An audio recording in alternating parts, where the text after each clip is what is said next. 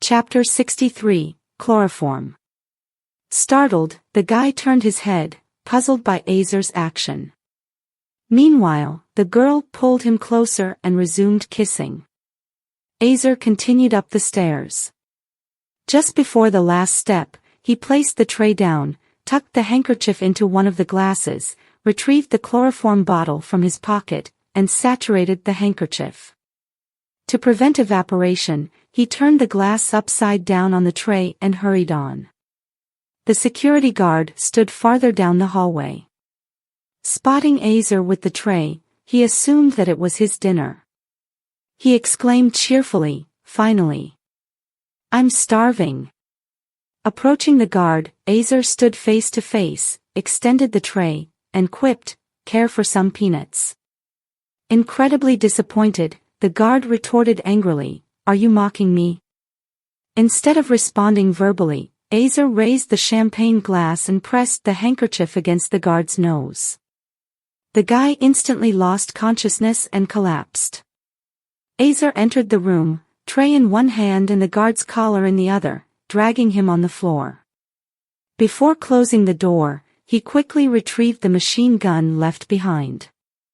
He shed the waiter's coat and briefly glanced at Topaz, who was blindfolded, and lying on an old metal bed.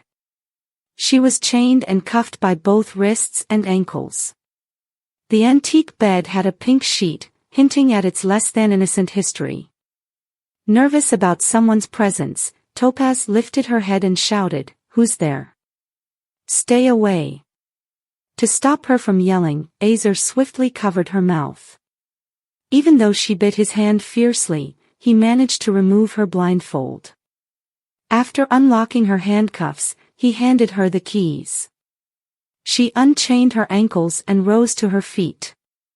Rubbing her wrists, she looked around and asked, "What kind of place is this?" "A restored old brothel," Azer replied.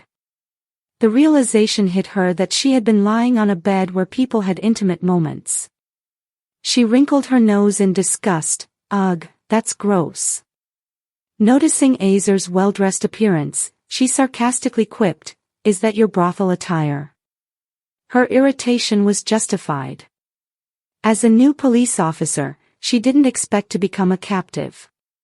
Now, she felt even more embarrassed, being rescued by an untrained civilian who had obviously been lucky.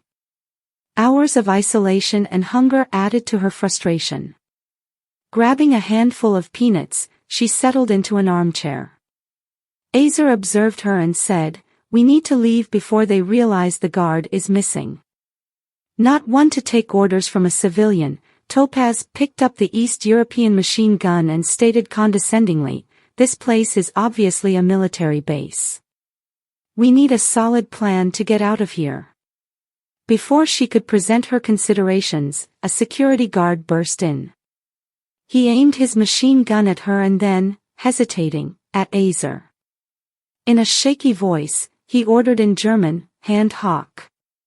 "Hands up." Without any consideration, Topaz turned the machine gun on him and pulled the trigger, ending his life.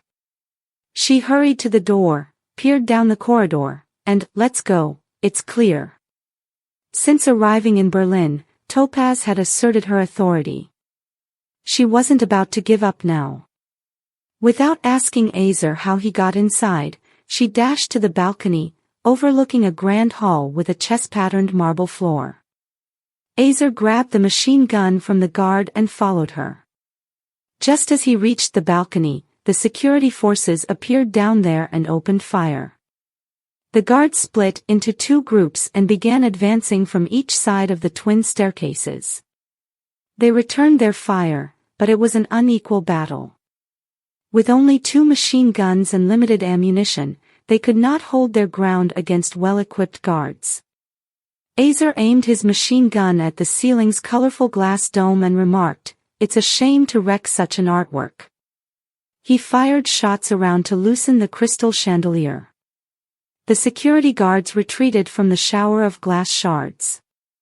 Finally, the chandelier fell like a cluster of grapes, and crystal fragments shot in all directions. Azer turned to Topaz, urging, "Let's head the other way. There's a service staircase down to the kitchen." Topaz, with a reproachful tone, questioned, "Why didn't you mention it earlier?"